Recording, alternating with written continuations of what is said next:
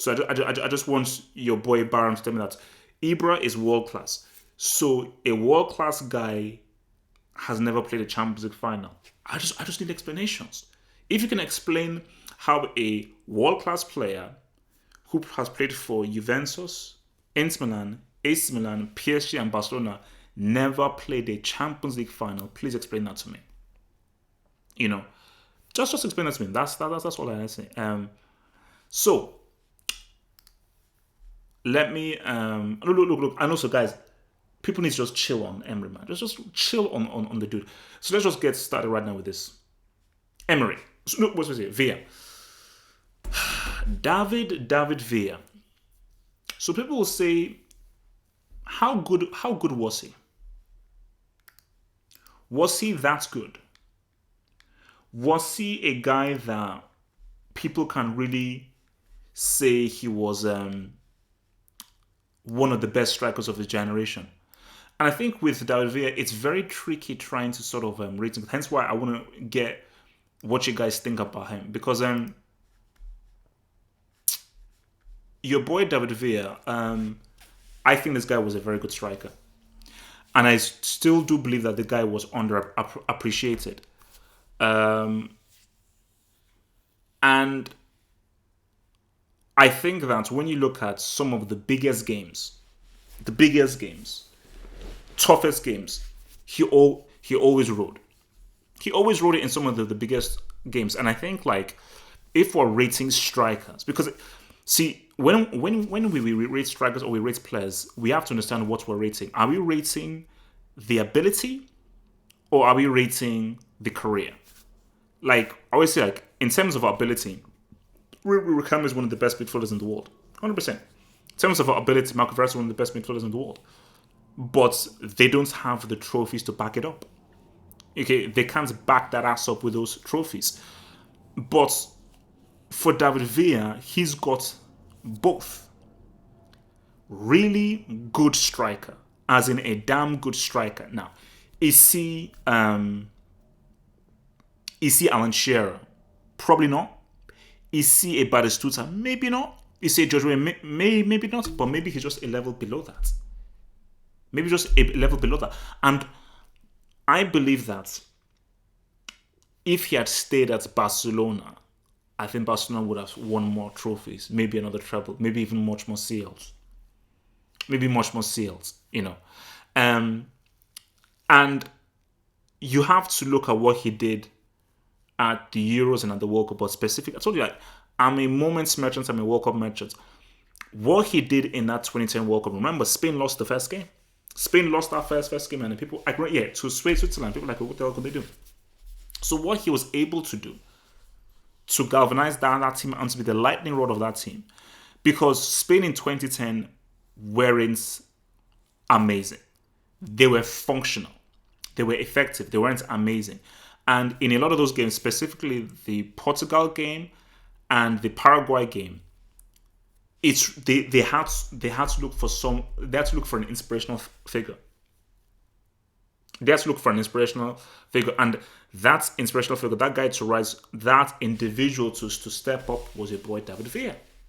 It was your boy David Villa, you know, and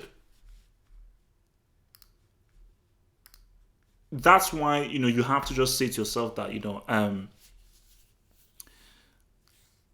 when we rank David Villa, like, he needs to be given a lot more appreciation, and I don't think he gets that, because let's look at, you see, it's difficult because if, let's say, we say, okay, let's compare him to Eto'o and Drogba.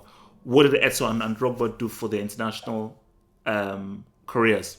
Not that much. Drogba's international career was, for me, it was a flop. Eto's international career, for as good as it was a club-wise, wasn't really that great.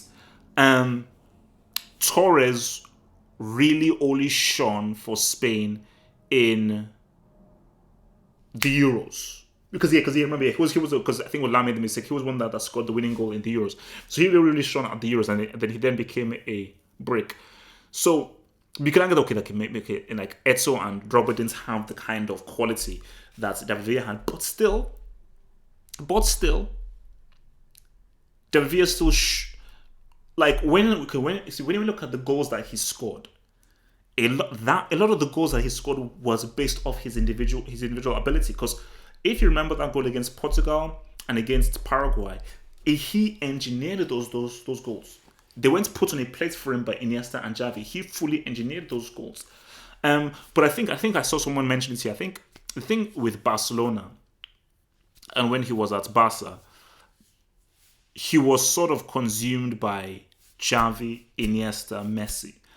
And whenever people talk about Barcelona, especially like that kind of 2011 Barcelona, that's why Pedro left. Because I think Pedro, he wasn't getting games, and I don't think Pedro felt that he was appreciated.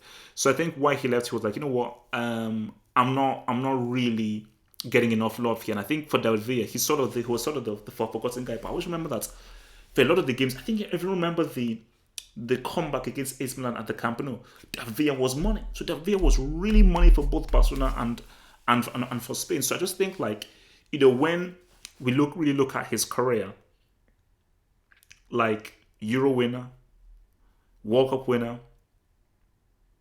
He didn't win the treble, did he? No, he didn't win the treble. They won the league and the Champions League. When you look at just all of those things, and they take all those things into account, you gotta say to yourself that no. This guy was that. He was that dude. You gotta say that this guy was that flipping dude. You gotta say that this guy was that flipping dude. So let me just ask the chat here: where would you rank David Villa? Pedro left because of MSN. Well, Pedro left because he wasn't really been given enough chances, though. So Neymar has more goals in a season than Villa in his whole Barca career. But what does that mean, though? What has Neymar done in his career? Okay, Neymar's career isn't done yet. It isn't done yet. David Villa has a better career than Neymar. That's facts. So again, that's just you being a stats merchant. Oh, he has more goals in him than he said. Okay, I would say it's not how many you score; it's when you score. Harry Kane scores through. Look at how the hundreds of goals that Harry Kane score. What about that dude Haaland that scores all these hat tricks? Doesn't matter about your volume or how you flipping stats patch stuff. Is when do you do it when it counts? Do you do these things when it counts?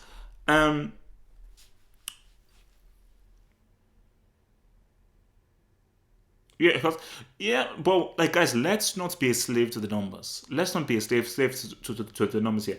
Let's look at David Villa as a player.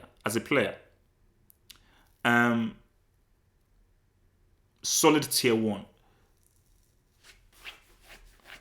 You see, for me, I would upper tier 2.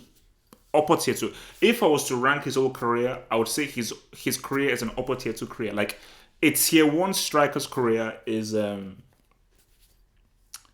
something like a George Weah. See, George Weah is like a tier 1 career.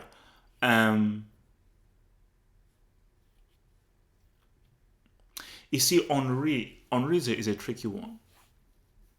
Who had a better career, Henry or David Villa? It's funny. Because Henry was amazing for Arsenal. How important was he in that treble-winning team? Did Henry contribute as much to that treble-winning team as Villa contributed to that team that won it in 2011? I don't know. So if we're looking at careers, I think that Villa's career is big time because of what he did for Barcelona in 2011 and what he did for Spain in 2010. Was he in 2012?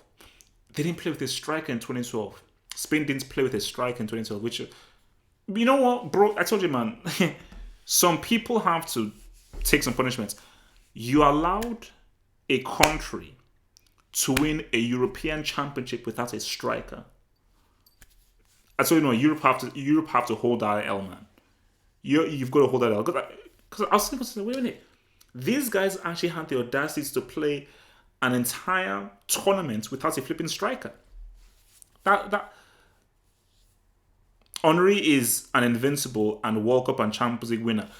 You see, this is why when you look at someone's accolades, you have to just say, yeah, those are facts, but how much did he contribute to that World Cup? How much did he contribute to the Champions League. World Cup, he hardly played. Wait, I think he maybe played like one game or half of one game. He hardly played. Remember, this was when he was a pace mentioned winger. So he hardly contributed to that World Cup win. Champions League, he contributed, but David Villa's contribution in 2011 was far more than Henry's. Now, if you want to talk about contribution, now let's talk Samuel Eto'o. Now, Samuel Eto'o was huge for Barcelona, and he's another guy that is. See, Eto'o isn't underrated, but he's underappreciated by Barcelona. He's underappreciated by Barcelona. That is what it is. He's underappreciated by Barcelona.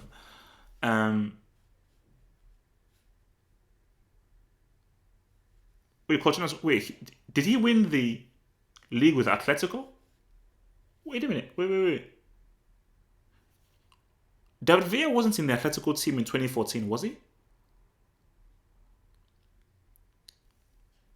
I don't know. Was he anything in 2010? Okay. All right. Look, let's move along, shall we? I want to talk about Dybala. Paulo Dybala right now. So Dybala scored a quality G, an absolutely quality G, absolutely amazing G. And you say to yourselves that why can't you do that? Gallo, I hope you're here. Gallo, where the hell are you? Okay, Gallo, where are you? Because Gallo, I'm looking at you right now. Gallo, I'm looking straight at you right now. So he scored an amazing, superb goal. But the whole thing about Dybala is, why can't you do it on a consistent level? That's the thing about Dybala. Why can you not do it on a consistent level? Because if you only do it on a part-time basis, what the hell is the point? Because remember, guys, Dybala was supposed to take over Messi. Now I know you guys will. I know you weird Messi merchants will say, "No, Messi's still great. No, nobody can take over Messi." Blah blah blah blah blah. First off, what has Messi done for Argentina? Not so much. He's not won anything for Argentina. Second of all, Messi is going to get old. And when he gets old, you need someone to take over from him. And Dybala is pretty much the guy next in line to take over from this flipping dude. You know? But the whole thing was like, you see, Juventus was supposed to be Dybala's team. Juventus was supposed to be Dybala's team. And I think when Cristiano came, that sort of just changed the elements. And I think Dybala felt it because Dybala was like, yeah, I don't give a damn who Cristiano is. This was supposed to be my team. I was supposed to be the heart and darling of my team. And guys, I don't care whether I insult the Cristiano idealist or whatever the hell you call yourselves. These are just facts that we're talking about here.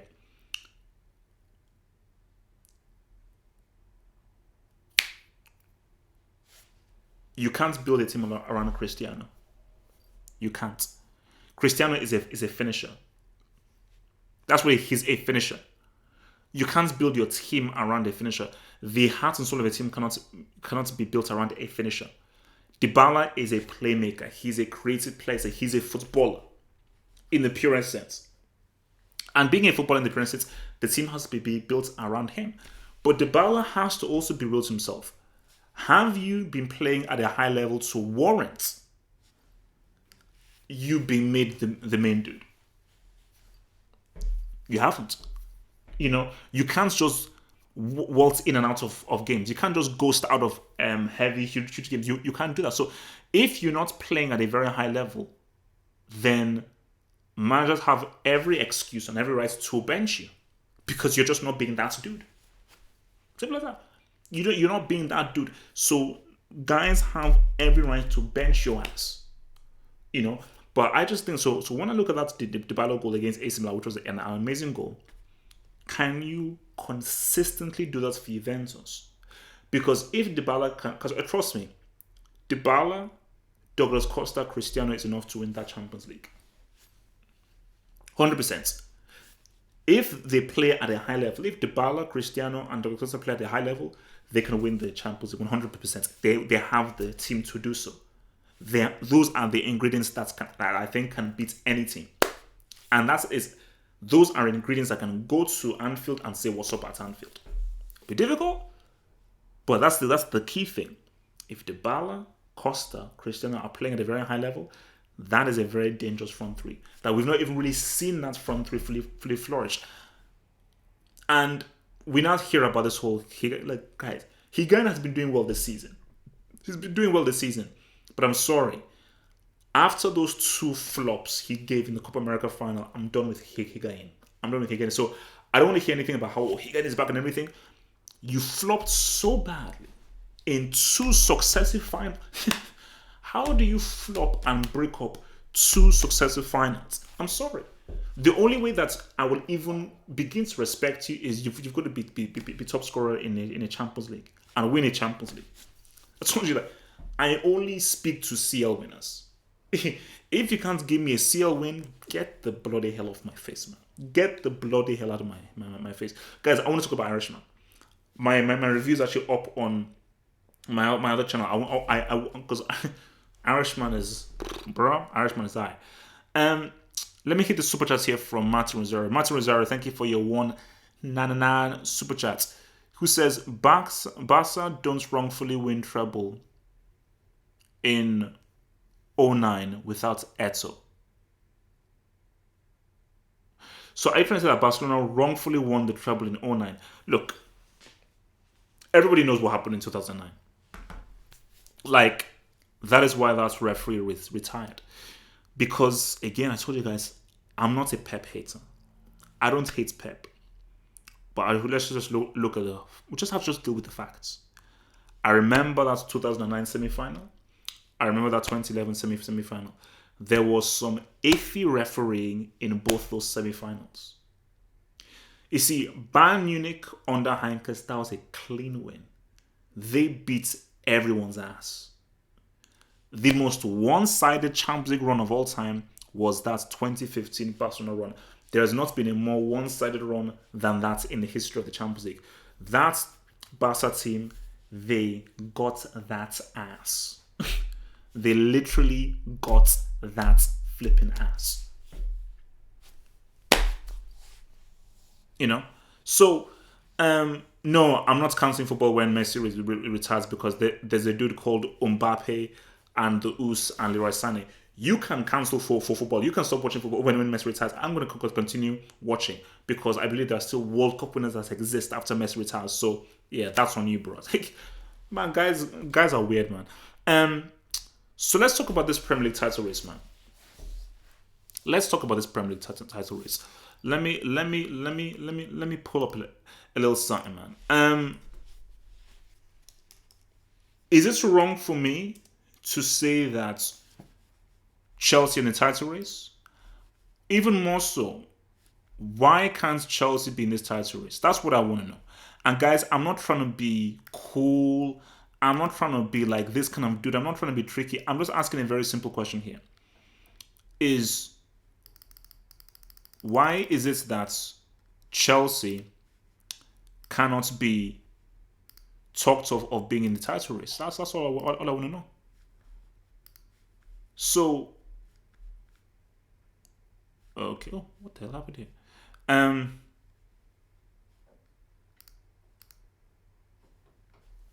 The heck? Okay, what the bloody hell is this?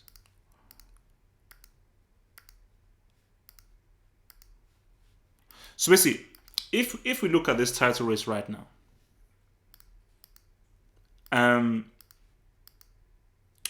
oh, okay, I get it. If you look at this title race right now, so you've got Liverpool there, Leicester City, Chelsea, Man City, 34 points. Look at that, 11 wins, 1 draw, no losses from Liverpool. Leicester City, 8 wins, 2 draws, 2 losses. Chelsea, 8 wins, 2 losses, 2 draws. 26 points, Man City 25 points, 8 points behind Leicester City and Chelsea, 12 games played. It's still very early. Still very early. You know, and if you look at it, Chelsea actually have the best record. If you look at the last 5 games, Chelsea have had the best record. Whether Lampard is giving these guys juju, whether they are sniffing cocaine or sniffing Sconterica, I have no idea. But he's giving these guys something. But for me, what I say is that Liverpool are looking very good. They're looking real good right now, and I think what I'm feeling here is that Liverpool are maybe being re-energized from their disappointments of last season. Because let's keep it a stack. They should have won it last season. You know, if they had played their cards right, they should have won it last season. But they messed up. They should have really won when last season. But like, when I look at the title race here, is why do people refuse to put Chelsea in that conversation? That's all I want to know. No. Ooh, wait. What the hell? Sheffield United are fifth? Bro, like I didn't even see that. I didn't even see that. So my thing about it is that,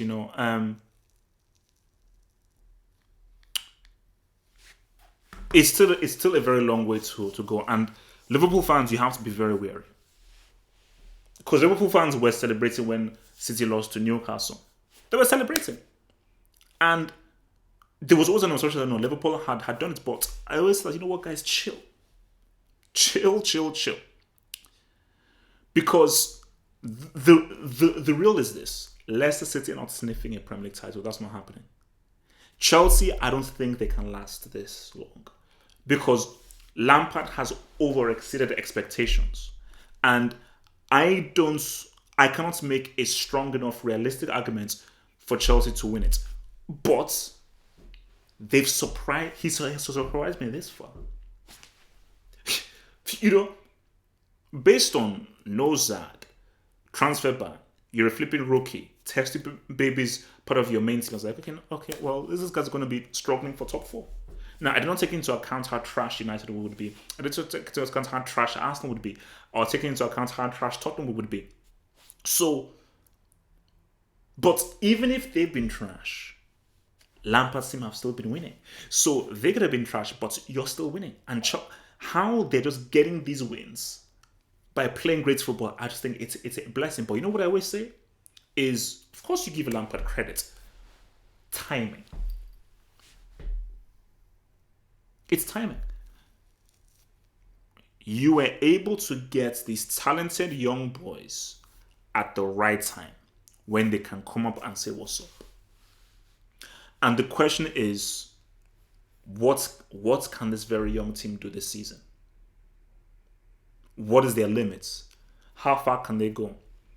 Can they do the impossible and actually try and actually win this title? Because my thing with Liverpool is that don't tell me Liverpool are not feeling the pressure. Don't do that. Don't do that. Don't tell me that Liverpool are not thinking about 2014 or thinking about what happened last season.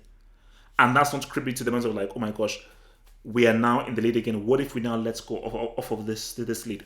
Because, and I think what Klopp knows, he would not say it's important, but what Klopp is thinking to himself privately is when we lose that game, because they will lose, they're not going through an entire season invincible. That's not happening. No way. And they shouldn't really be looking for that. They should just be looking to win the league. But they're not going invincible. I think, I always say people, insult Wenger all he wants. Insult Wenger all he wants. Call him thin, call him weird, call him glasses, everything. Invincible, bro. That's a stat. That's a stat. Sorry. That's a stat. And I'm not sure. I don't know when we will see a team go invincible in the Premier League again. I don't know. But Klopp knows that no, the pressure of Liverpool it's going to be there. Because, my God, if Liverpool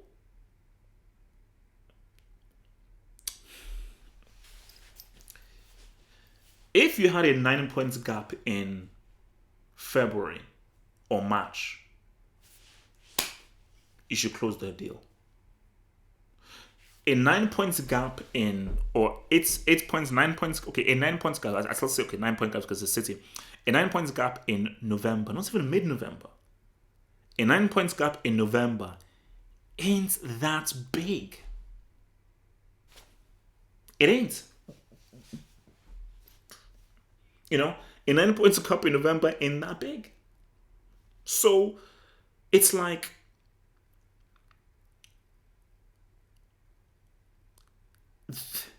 there is still so much of the season to go because I told you, December is such a huge period. Because people say, okay, look, Liverpool have done so well against the top six, which is key. Key is Liverpool have already played the top six. I believe they have. So yeah, they've played Chelsea, they've played City, they've played United. Have they played Tottenham? Yeah, they played Tottenham, haven't they? Um, did they play Arsenal? Have Liverpool played Arsenal? I think they have. So I think Liverpool have played the top six and haven't lost yet against the top six, which is huge, which is huge. But the thing though is, you trust me. Liverpool's point is you have to win this title, win this title, and to win this title, you must not make any assumptions, no assumptions whatsoever.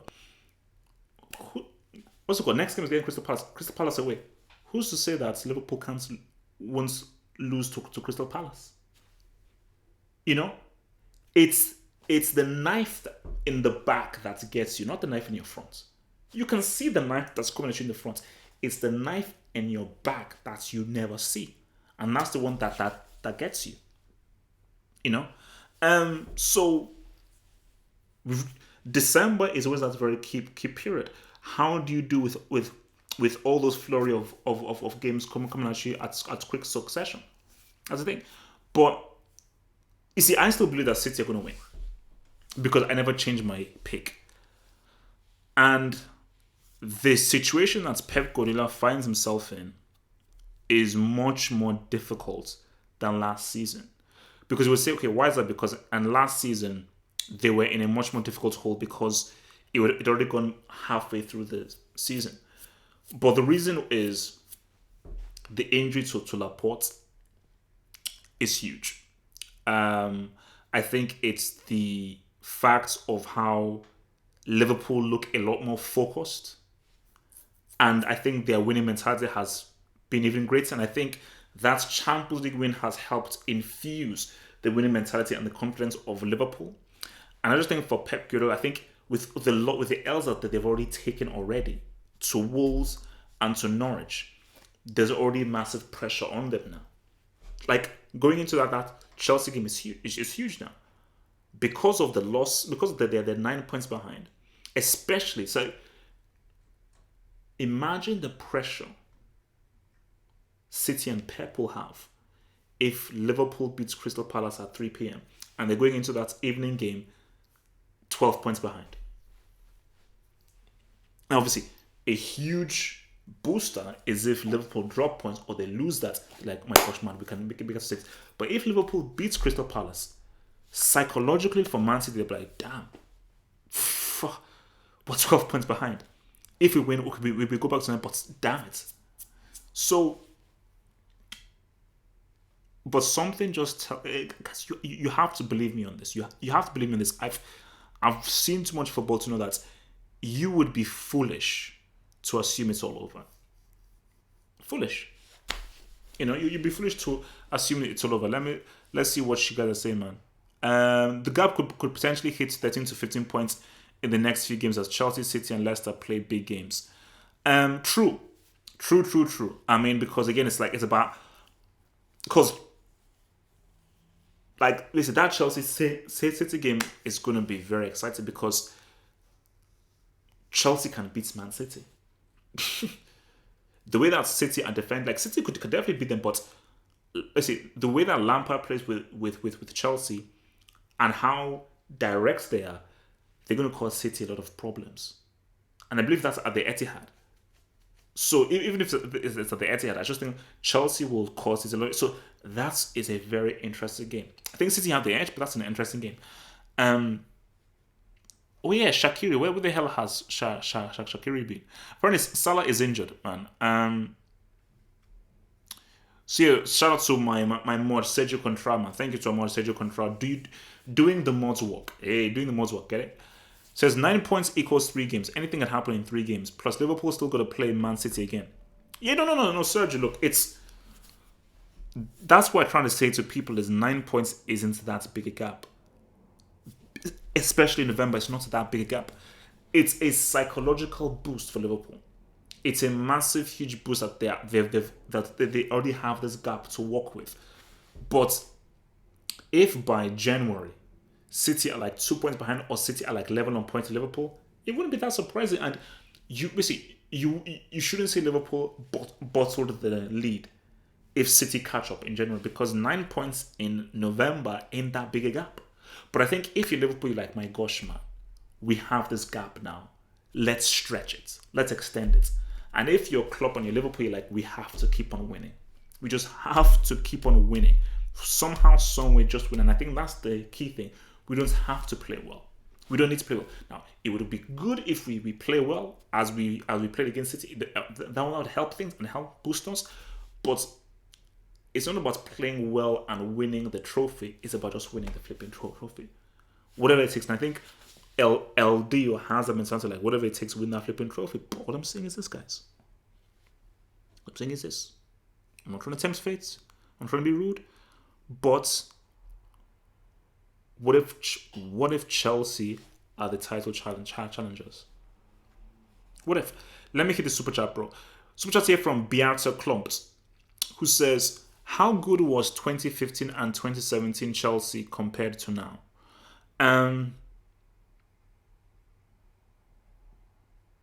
Difference. 2015 Chelsea, so obviously that was under Conte.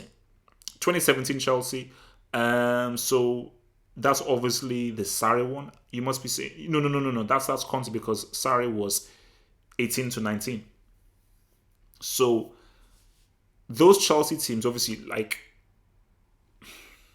you had the whole Fabregas Costa thing. But what I will say though is, remember, guys, Loftus-Cheek hasn't even come. I do believe that Chelsea team was more effective tactically, was much more tactically effective. But I think this current Chelsea team under Lampard, I just think it's better. I think there's a better blend in this Chelsea team. So put it this way: if they were to play a game, that's Conte team at their best, and this team, that Conte team would win the game.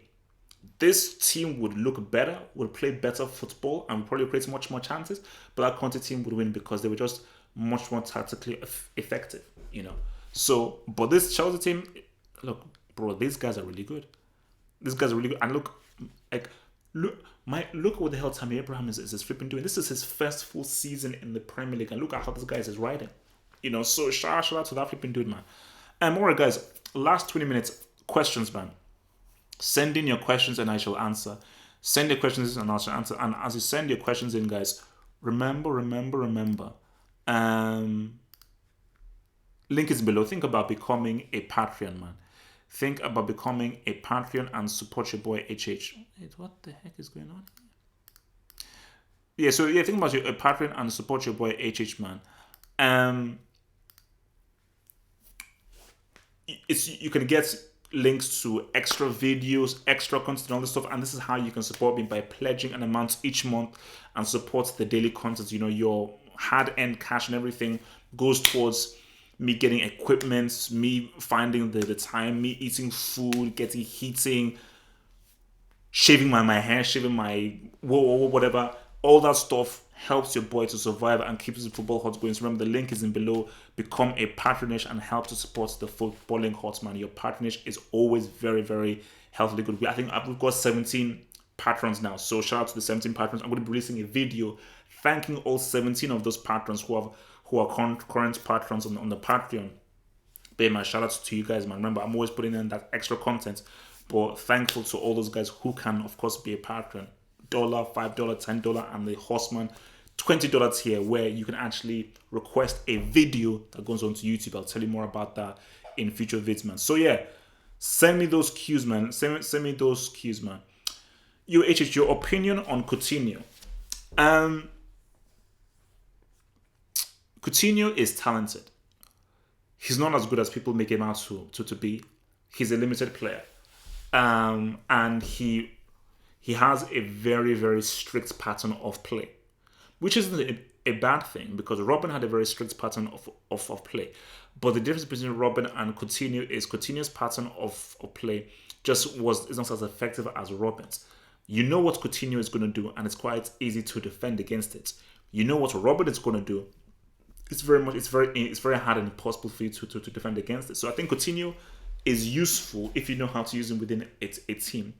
But he isn't an individual who can go into any system and any team and be effective. So that's the thing. Should Tottenham sack Pochettino? Mr. J Sports, I believe that the Pochettino era is done. And I feel that for Tottenham, they need to go in a new direction, similar to Arsenal and Emery. What Pochettino has done is great. And I think that, taking them to the Champions League final, consistent top of force, almost winning the league when Leicester City won. I think it's very admirable what he has done, but you can't just keep being thankful for a guy. You have to take a step back and say we have to literally move forward. There's a talented group here, and I do feel that this team can play a much more exciting, better brand of football, and especially when you have to now consider with the fact that Eriksen is going to be leaving. You need to bring in a manager that, plays football a different kind of way, brings in a new whole set of tactics. Because I just believe that, Tottenham they're sort of like standing still. And I think maybe the players are not really being energized enough with the kind of instructions that Pochettino is giving them. So for me, I wouldn't sack him. I would just say, bro, I don't want to sack you. I just think it's time to just part ways. So that's what I would say personally. Is Vardy better than Kane? Currently, he is. Currently, right now. Overall, Harry Kane is a better striker. So if you're talking about legacy, ability, I think Harry Kane has more ability and more talent than Vardy. I think Harry Kane has a better footballing brain than Vardy. But as of right now, who is hot right now? Vardy is the better striker right now.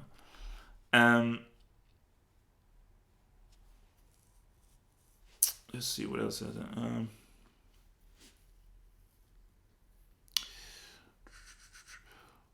Why do people rate Pep when he wins trophies like he spends billions? The minimum appreciation is that he win everything. Look, the thing with Pep is that he is a very good coach, and he did make a massive impact on football. But I just think and you even if you spend lots of money and you have an amazing team, it's still hard to coach an amazing team. Trust me, because you now have to deal with egos, and there is a higher level of expectancy that you have. But what I always say is that the reason why you call Fergie a GOAT, the reason why you call Fergie a great, is because of what he did and the teams that he built and the players that he had at his disposal. Fergie made world-class players. He wasn't given world-class players. Are we going to say that Guardiola made Xavi? Did Guardiola make Iniesta? Did Guardiola make Messi? He definitely helped him and helped him improve them. So you could argue that he made Busquets. Puyol was always a very good defender. Xavi was always talented. Iniesta was always talented. Maybe Guardiola gave them that extra push, but these guys were always talented before Homeboy came. So saying that he's like that dude that should be no. So that's just where I stand over there, man.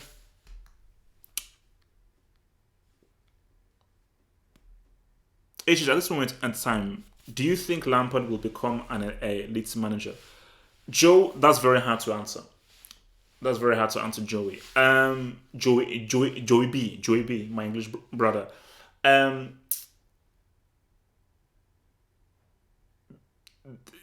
can't be reactionary. What he's done is amazing, and he's doing something very amazing first. I can't use what he's done and say he's going to be an elite manager. I have to now see how the dust settles. We have to just see how the dust settles. Let's see what he does at the end of the season. Let's see what he does next season. Let's see what he does in 2 seasons' time. Let's see what he does in 3 seasons' time. Let us look at his body of work after 3 years. After 3 years, look at his body of work. Then we can then make a decision as to, okay, yeah, he's this, he did that, and everything. So um, we have to just wait and see. We have to just wait and see. Like, there is nothing I've seen of Lampard for me to say, he's going to be an elite manager now. No. Even when Guardiola was having that amazing first season with Barcelona and playing on that football, I don't think that I should have said, he's going to be an elite manager for me, because I was like, let's just see what he does in this season. Oh, well, he won the treble this season. Okay, wow. But even when he won the treble, okay, can he now? Maybe that was just a lucky one season. But he continued. He backed that ass up, and then boom, we now so where he was.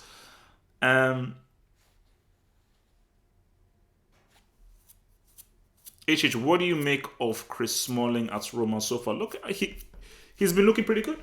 He's been looking pretty good, and I think it was a good move for him. And I think, what I always say is that more English players should make that move abroad.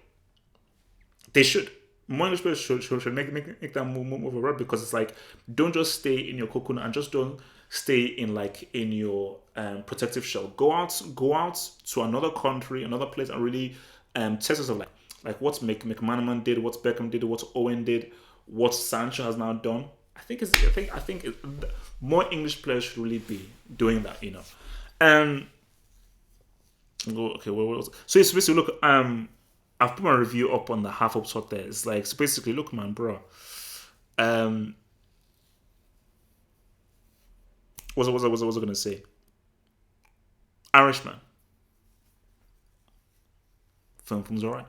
Like, if you guys haven't watched Irishman, go watch it. It's a damn long film, but if you want to see expert filmmaking, absolute expert filmmaking, and superb acting, like high tier superb acting, Irishman, for sure. Like, really, really get yourselves around and really watch Irishman, as in, it's just quality, absolute quality. I mean, like, it's I need to watch it again, although it's going to be coming out on Netflix, so it's going to be damn good. But also remember, guys, if you haven't already, man, remember to, where it is, subscribe to the Half Up Thoughts, man. This is my entertainment channel, so anything non-football related I put here. So whether it's other sports, it's movies, it's anime, it's comic book stuff, everything non-football related, mostly entertainment stuff, is all on the Half Up Thoughts. You can, the link is in the description box below. Man. So joining there, because I'm going to be because I've just basically been moving houses and everything. So I've been in the midst of just moving houses. Hence why it's been a bit crazy trying to do some stuff. So I've moved most of the stuff in. So obviously this is the new crib for now, before I have to sort of jet again. Who knows to where? Look, I'm always moving around. But yeah, I am going to get back on that anime crack. So my next anime is Mob Psycho 100. I'm going to watch that, see it through all the way to the end, and then I will then put up my review on the half episode. And then after that, I'll probably do Demon Slayer, and I might get back into Attack on Titan season 2. That anime is bloody scary. It scares the living crap out of me. It is quite a scary anime. I will not lie, man.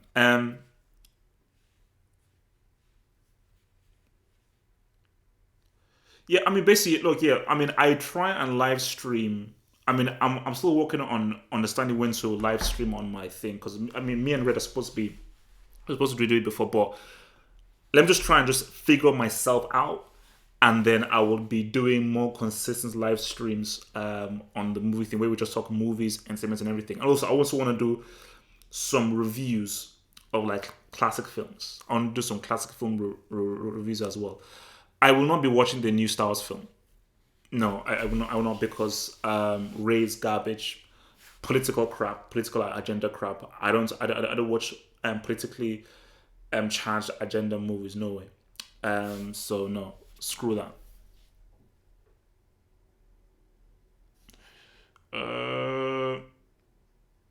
Nice one, bro. Subscribe. Yeah, you guys hit that subscribe, right? Hit that subscribe. Bro, no, trust me. I mean, Irishman is quality, guys. It is absolute quality, absolute flipping quality, man. Absolute flipping quality. Like, Irishman is 100% quality, man. I mean, Cancel a line, man. Cancel a line. Quality, quality, quality, man. Um, Issues. Would you take 30 million for Aspilicueta? I'd take 50. Actually, you know what? If you can get a quality right back, no, you don't really have one. No, a quality left back, then yeah, because for me, Aspilicueta is done. He's done. So either you play Aspilicueta in the middle, like in a 3 or a 4, or just screw him. That's the thing. But that's my thing with him. Do you rate Southgate? Southgate is a decent man manager because look, he did well with England, but Colombia were not that great a team. Sweden were not that great a team. So the first real proper team that they faced, Croatia, they lost. But still, record still shows he took them to the semi-final, and I do believe that the group he has is very talented.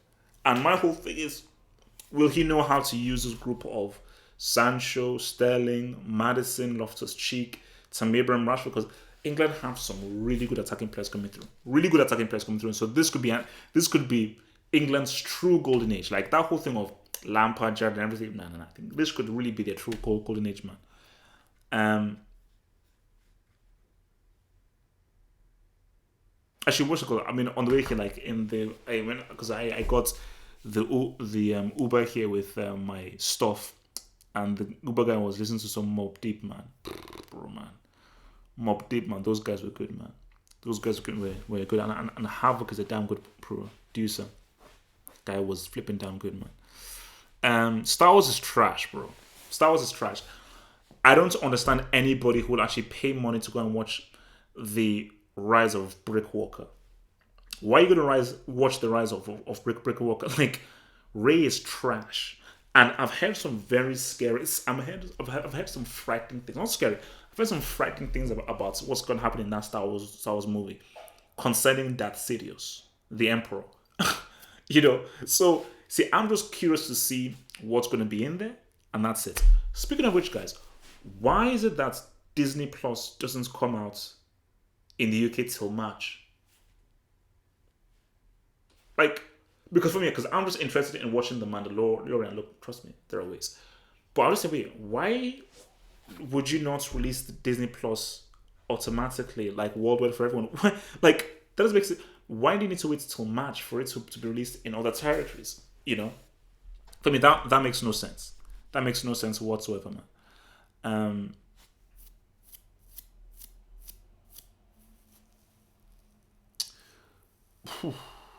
Cloud Outlast, man. Is you understand, CC? Look, Matrix is like my love, man. Hey, what's this thing always? No. Matrix is my love. Like Matrix is my baby. So anything that the Wachowskis did, I would always fully support. Cloud Atlas had some very interesting ideas. There's some very interesting ideas in Cloud Atlas, but I just felt that the execution was just a bit wonky.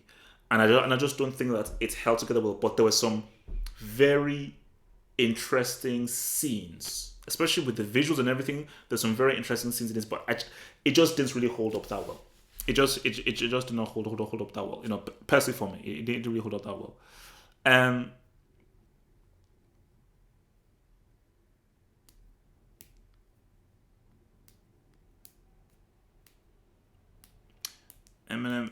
Eminem or Jay-Z? It depends. It's you can't really choose. I personally don't like either of them. They're both very talented and they're both technically very good, but it depends what you're into, because I think what they rap about and everything is pretty different. Favorite Tarantino film? I'm going to be doing a review on it, because it's actually on my list of films to watch. Kill Bill Volume 1. Kill Bill Volume 1 is my favorite Tarantino film. It used to be Pulp Fiction, but now Kill Bill Volume 1 is outstanding. And I view Kill Bill Volume 1 separate from Volume 2. Even if as a whole it's still pretty good. And I think... Yeah, because I think you can actually have a cut where you watch the whole thing as one film. But I think Volume 1 is very different from Volume 2. And I just think Volume 1 is outstanding. Absolutely outstanding. So Volume 1 is no. That's that like that's I really, really, really like that film. I really, really like that film, man. Wait, Rosario, bro, you don't say you're talking to a film geek. So most films you mentioned I've seen, and I have seen Once Upon a Time in America with what's it called, James Woods, De Niro, directed by Sergio Leone, and soundtrack by Ennio Morricone. That was Sergio Leone's dabble into non-Western movies. So yeah, I have seen Once Upon a Time in America. Good film, good film, good film, man. I haven't seen Monster. No, isn't that's with Charlize Theron and Wednesday from Adam's Family, isn't it? But I have not seen that yet. No, I have not. Um,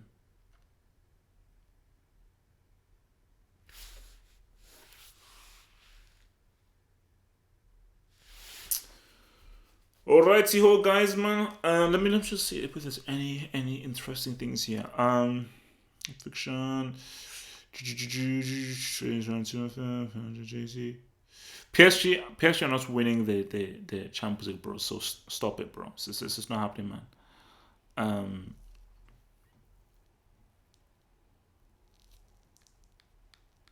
it is not happening, bro. Um, but yeah, so look, man. So yeah, so guys, that is all it's here from your boy HH. Have that flipping hope. As of right now, I'm gonna eat some food and then put up some content on the Patreon page. There may be a few blogs and a few different pieces of content that I need to put on the Patreon page. And yeah, I shall. What's tomorrow? Tomorrow, I shall see you guys on. So I'll see you guys tomorrow. So Thursday we will do another live show, and I'll think of some interesting topics, maybe some footballing battles to really talk about and delve into.